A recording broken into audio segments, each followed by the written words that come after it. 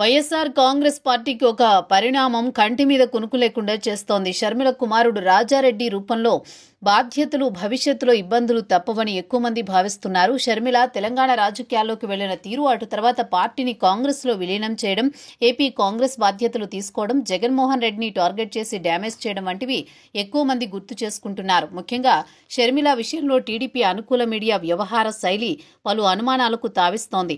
YS Rajasekhar Reddy బతికున్నంత కాలం ఆయనను వెంటాడి ఆంధ్రజ్యోతి, అటువంటి ఆంధ్రజ్యోతికి ఇంటర్వ్యూ ఇచ్చారు షర్మిల. షర్మిల మదిలో ఉన్న ప్రతి అభిప్రాయం ఆంధ్రజ్యోతిలో వచ్చేది. అటు తర్వాత అలా వచ్చిన వార్తలను ఆచరణలో పెట్టేవారు షర్మిల. అయితే ఇప్పుడు కుమారుడు రాజారెడ్డి పొలిటికల్ ఎంట్రీ వెనుక చంద్రబాబుతో పాటు టీడీపీ అనుకూల మీడియా ఉందన్నది ఒక అనుమానం. కర్నూలులో ఉల్లి రైతుల పరామర్శకు వెళ్లారు షర్మిల. ఆ సమయంలో ఆమె వెనుక కుమారుడు రాజారెడ్డి కూడా వచ్చాడు. అంతకు ముందే అమ్మమ్మ విజయమ్మ ఆశీర్వాదం తీసుకోవడం సోషల్ మీడియాలో వెలుగులోకి వచ్చింది.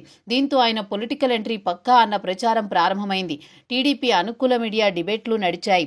ఆ తర్వాత షర్మిల ఆమె పత్రికల్లో పతాక శీర్షికన హైలైట్ అయ్యారు. దీంతో వైఎస్ఆర్ కాంగ్రెస్ పార్టీ శ్రేణుల్లో సైతం దీని వెనుక చంద్రబాబు హస్తముందని అనుమానించడం ప్రారంభించారు.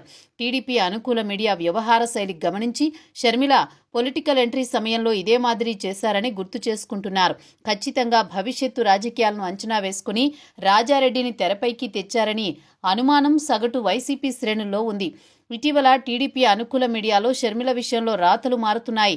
వైఎస్ఆర్ కాంగ్రెస్ పార్టీ కానీ, జగన్ కానీ ఆమె ఆరోపణలు చేస్తే సంచలన అంశాలుగా పరిగణించి మొదటి పేజీలో పతాక శీర్షిక వార్తలు వస్తున్నాయి. అదే సమయంలో ఎలక్ట్రానిక్ మీడియాలో డిబేట్లు నడుస్తున్నాయి.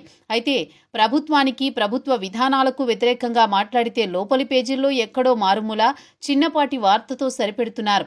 అయితే ఈ విషయాన్ని గుర్తించిన షర్మిల నిత్యం సంచలన కామెంట్స్ చేస్తున్నారు. వైఎస్ఆర్ కాంగ్రెస్ పార్టీపై మొన్న మధ్య ఉపరాష్ట్రపతి ఎన్నికల్లో ఇండియా కూటమి అభ్యర్థికి వైసీపీ ఎంపీలు మద్దతు తెలపకపోవడాన్ని తప్పుబట్టారు.